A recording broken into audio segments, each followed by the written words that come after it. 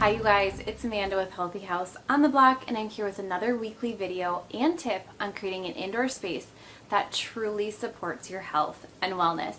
This week I'm so excited to be able to share with you 9 different ways that you can really improve the health of your home without spending a dime. These are tips that are truly impactful to the health of your environment at home, but all it requires are some habit changes from you. These are ways that I teach my clients all the time.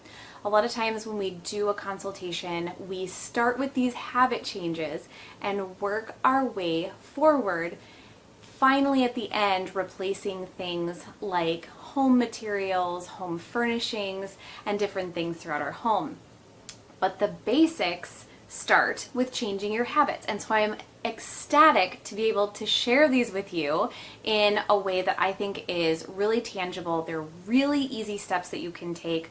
For a while, you might have to put some of these habits on a calendar to really get you started and used to these habit changes. But once you get the hang of it, it kind of becomes second nature. So I'm going to take you through some slides that I put together outlining every single way that you can change your home without spending a dime. You could start today if you wanted to, but if you are someone who likes to read the blog post, click on my links. I have a few links that will dive deeper into different habits that you can form. Then head over to the blog post. I have it linked at the bottom of the video description for you. Otherwise, let's get started and get to these 9 ways that you can really improve the health of your home. In some way, all of us are likely trying to improve areas of our home and, more importantly, reduce environmental toxins at home. I know that I have a running list of DIY home ideas, small and major improvements we'd like to make to our house in order to maintain it, keep it healthy, and make it more inviting overall. The reason I have such a lengthy list is that a lot of these tasks take some saving up for before we decide to tackle them, or they just plain take a lot of planning and time. But what I have learned is that there are some really great healthy improvements you can make to reduce environmental toxins at home that are completely free. Most of the time, something that has no cost is because it's more about a habit change and less about purchasing something for your home. I like to use these to get the ball rolling with my Healthy House clients because these habit changes have the most impact on the health of your space. And sometimes these habit changes can be the most positive thing for our health and our homes and reducing environmental toxins. I have been working towards implementing a lot of these ways that you can also improve your home environment. And I almost have them down to a habit that I don't even have to think about anymore. A lot of these habits and improvements have really helped create a home that offers restoration to my family's bodies. It helps to create an environment that allows our bodies to heal and retreat from our world of toxins, stress, and unhealthy habits. So let's jump in. We're going to go through 9 ways that you can impact your house without spending a dime. Open the windows. It's the best way to reduce environmental toxins. That's right, the best way to improve your home and reduce environmental toxins literally takes 2 minutes and costs you absolutely nothing, unless it's cold outside and you have your heat on. So why is opening your windows so great for the environment inside your home? There are a couple different reasons. The first is that it allows fresh air from outside, which usually contains fewer toxins than inside, into your space. When your home has fresh air coming into its space, it dilutes any toxins, carbon dioxide from breathing, and other chemicals in your air. As you dilute these toxins, they become less and less concentrated inside your home. It's also important to know that the air outside has been filtered by plants and trees, which is incredibly beneficial to our bodies. This is the same reason it's recommended that you add houseplants to your home. So taking this into consideration, the more fresh air from outside that enters your home, the more benefits you are reaping from the outdoors inside your home. This week I have linked up last week's post, which talks about specifics on ventilating your home and my 4-step process, and you can head to the blog post to get that link. Second, take off your shoes. So some people are big proponents of wearing shoes in their house. I really am not, and I will tell you why this icky habit introduces environmental toxins to your home. When you wear your shoes inside your house, you are bringing inside all the public places you walked through during the day. Did you go to Target, your kid's school, public restroom maybe, grass that may have been treated with chemicals? The list is endless when you begin to think about it. So our shoes easily pick up bacteria, environmental toxins, chemicals, herbicides, and more from being outdoors. When you come into your house, you're depositing these microscopic hazards onto your own carpet and floors. Even if you scrubbed your floors down immediately after coming inside, these particles would likely be somewhere in your home. Now, let's talk about where these contaminants go from there. Likely they get tracked around your home and either settle into dust somewhere or they end up entering your air. Now, if you have kids who play on the floor or babies crawling around, a no-shoe policy is a must, especially as these ages are notorious for poor hand-to-mouth habits. Ingesting these toxins, chemicals, and herbicides is a whole different ballgame when it comes to the health and wellness of our bodies. But the great thing is, slipping off your shoes before you go in is a completely free way to reduce the number of environmental toxins that enter your home. Number 3, run your fan while cooking. So this is another freebie for you. Use that fan in your kitchen. Now, unfortunately, some homes just have the recirculating fan on perhaps a microwave, which can be somewhat useful. But if you have a fan in your kitchen that vents directly to outside, consider yourself blessed, because this is a really great option to have. You might be wondering why this even matters. Well, it matters because our kitchens tend to be environments rich in moisture. Think of some of the habits in our kitchen for a second. All of the following habits introduce a lot of extra moisture into our air. Boiling water, cooking food on a stovetop, brewing coffee, running a dishwasher, doing dishes by hand, wet mopping the floor, and wiping down the counter and table, and then allowing them to air dry. That's a pretty lengthy list that I'm going to guess most of us do almost every single day. So by adding moisture to your air, your kitchen now becomes an ideal environment for dust mites to reproduce, mold and mildew to begin growing, and the most important one, toxins to off-gas at a higher rate. Any VOC or environmental toxin that off-gases, which is most of them, produces their byproducts at a much higher rate when the air surrounding them is warm and humid. Cooler and drier air is better for our home environments as a whole. So you can control this a little bit in your kitchen by running the vented fan, cooking with lids on your pots and pans, and wiping down surfaces instead of letting them air dry. Number 4 is wash your towels in baking soda. I know this isn't a completely free idea, but a box of baking soda is somewhere between 50 cents and $1.50, so I'm going to include it. Do you ever notice how your towels start to feel less soft the more you use them? This is usually because the fibers of the towels are starting to become coated and embedded with our personal care products and laundry detergents and softeners. If any of the products you use don't necessarily contain organic or safe ingredients, these are being left embedded into your fibers of your towels. Baking soda is a dual purpose in regards to laundry. So first, it neutralizes many chemicals and environmental toxins that may be embedded in the fibers from the products we're using or during manufacturing the towels themselves. Baking soda helps to scrub and remove anything on the towels, or any laundry for that matter. It's not a soap, and so it doesn't wash the towels necessarily. So this is something I do every so often and not every single time I wash the bathroom laundry. It's a great way to get those towels fluffy and soft again, which is an added bonus. Number 5 is get rid of those dust bunnies. So remember just a little while ago when I talked about the plethora of contaminants on your shoes and what it can do to your home? Well, there's more to that story. The dust in our home often contains chemicals, pesticides, and bacteria from our daily habits. I'm not even going to pretend that my house is sparkling clean and that I dust my house every week, because I don't. Dusting is the lowest on the list when it comes to chores at my house, and I would honestly rather clean bathrooms than dust. But dusting is really important part of creating a healthy house.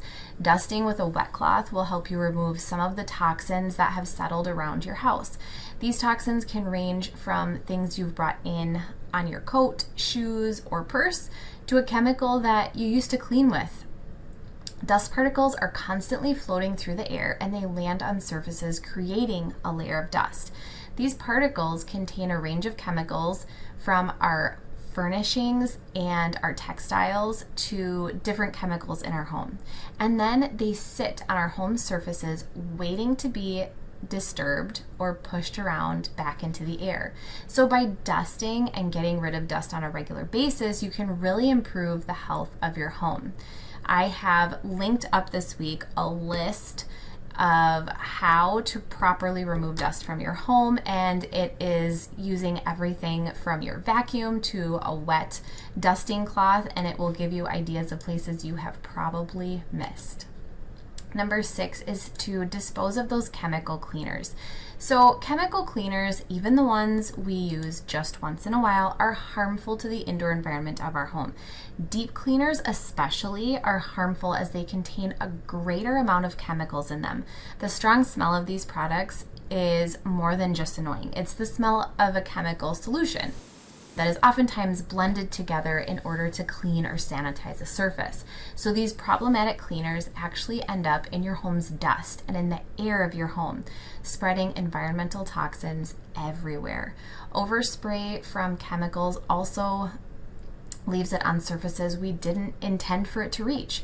You wouldn't put this cleaner in your mouth, I'm guessing, and you'd probably take every measure possible to avoid getting any bit of it near your skin or mouth. But when it's sprayed in your home, ultimately it ends up within our bodies and affecting our internal systems. So the best way to avoid this is to just get rid of them. You can switch to a plant-based cleaner that doesn't house any chemicals, synthetic fragrances, or toxins.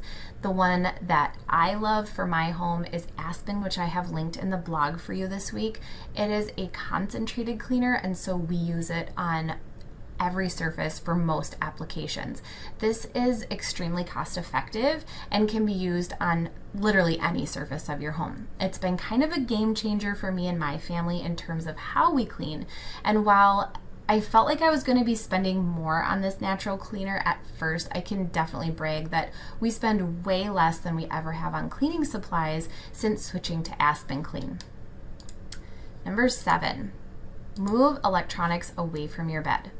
So, do you keep an office worth of electronic cords around your bed to charge your phone, your smartwatch, or your other gadgets? I used to be like this too, and I had all kinds of electronics sitting on my nightstand next to my bed, things like the baby monitor, my phone, my Kindle. And suddenly I wondered if by moving these items, I'd sleep better. I'm a huge proponent of getting 7 to 8 hours of sleep a night, and ever since I was young, I made it a priority. It has made a world of difference for me and my outlook on the day and my health. Once I moved everything from my nightstand into our bathroom, so I could hear alarms and the baby if needed, wouldn't you know it, my sleep improved. I was fascinated by this and started researching why this even worked. Well, the waves that are produced from our electronics travel through the air, and these waves are seen as a stressor to our bodies. This means our bodies see these waves and it produces cortisol in order to protect our internal organs and nerves from these foreign objects. When the body produces cortisol, it disrupts our sleep patterns and can either leave us with night wakings, insomnia, or just difficulty falling asleep. So by moving whatever you can away from your bed, you'll likely sleep better and unburden your body from the stressors that surround it all day long. If you can even move your alarm clock away from your nightstand, it's an improvement. The other thing you can safely remember when you're creating a sleep sanctuary is that these electronic waves generally drop off rather quickly, and so a safe distance could be just on the other side of the room from where you're sleeping. I've linked up a blog post that will help you figure out how to create a sleep sanctuary in this week's blog post if you head to the link at the bottom of the video description. Number 8, wipe down your bathroom surfaces. So humidity in our home creates an environment that is conducive to many different types of problems. An area with high humidity is often a place where mold and mildew can take hold and flourish. And high humidity also promotes dust mite reproduction as well as creates a place where toxins and VOCs will off-gas at a much higher rate compared to a dry environment. Bathrooms are a particularly humid environment just due to our daily habits in the bathroom. A shower or bath produces a large amount of moisture that evaporates and stays in the air for a long period of time. This then creates a humid environment that oftentimes does not dry out enough before the next round of showers or baths.